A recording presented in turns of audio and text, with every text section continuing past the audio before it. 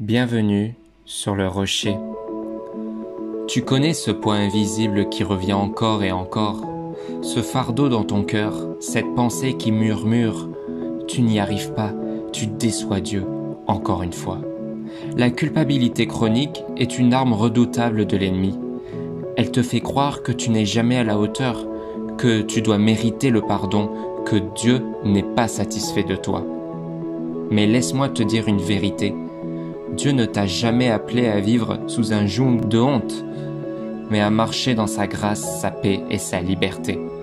Alors aujourd'hui, on va voir ensemble que dit vraiment Dieu de toi, même quand tu te sens coupable. Il y a deux types de culpabilité. La culpabilité saine, elle vient du Saint-Esprit. Dans 2 Corinthiens chapitre 7 au verset 10, la tristesse selon Dieu produit une repentance à salut. Elle te pousse à te repentir, à revenir vers Dieu, à être transformé. Mais il y a aussi une culpabilité trompeuse, celle qui te ronge sans te relever, qui t'écrase sans t'approcher de Dieu. Elle est nourrie par ton passé que tu n'arrives pas à oublier, la honte que tu n'as pas déposée à la croix, ou les mensonges de l'accusateur qui te dit « Tu ne changes pas, tu es un échec, tu n'es pas digne ». L'une t'amène à Dieu, l'autre t'amène à fuir sa présence. Il n'y a donc maintenant aucune condamnation pour ceux qui sont en Jésus-Christ. Romains chapitre 8 au verset 1. Si tu es en Christ, c'est-à-dire si tu lui as donné ta vie et que tu as avoué ton péché sincèrement, alors Dieu t'a déjà pardonné. Mais voici ce que fait l'ennemi. Il ressasse, il te rappelle ton erreur, il te garde dans la honte. Pourquoi ? Parce qu'un chrétien rempli de honte devient un chrétien immobile. Tu restes bloqué dans le passé, alors que Dieu t'appelle à avancer, à grandir, à guérir. Dieu ne t'accuse pas. Il t'appelle, il t'attend, il t'aime encore, toujours. Autant l'Orient est éloigné de l'Occident, autant il éloigne de nous nos transgressions. Psaume 103 au verset 12.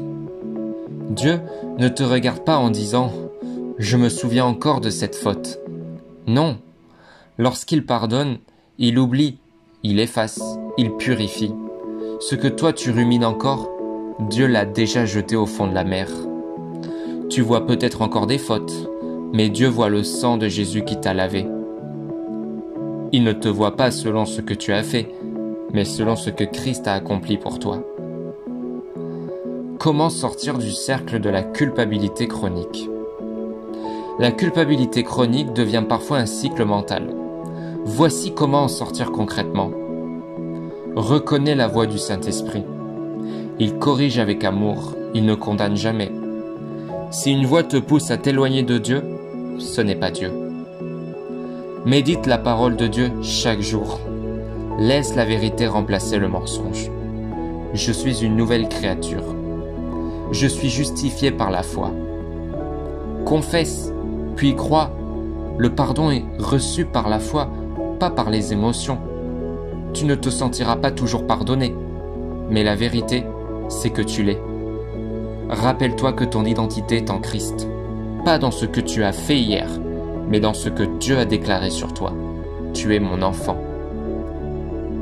La culpabilité chronique veut te faire croire que tu n'es pas digne, mais l'Évangile te rappelle une chose. Tu n'as jamais été digne par toi-même, et c'est pour ça que Jésus est venu. Tu n'as pas à vivre dans la peur de retomber, mais dans la confiance qu'il te relève chaque jour. Tu n'as pas à rester dans l'ombre de ce que tu as fait, mais à marcher dans la lumière de ce que Jésus a fait pour toi. Viens tel que tu es, reviens à lui, laisse-le te restaurer. Dis-moi en commentaire, quelle est la pensée de culpabilité que tu veux déposer à Dieu aujourd'hui? Si ce message t'a parlé, like, abonne-toi à la chaîne et partage-le à quelqu'un qui vit sous ce fardeau. Et n'oublie pas, Dieu ne t'appelle pas à vivre dans la condamnation. Il t'appelle à marcher dans la restauration.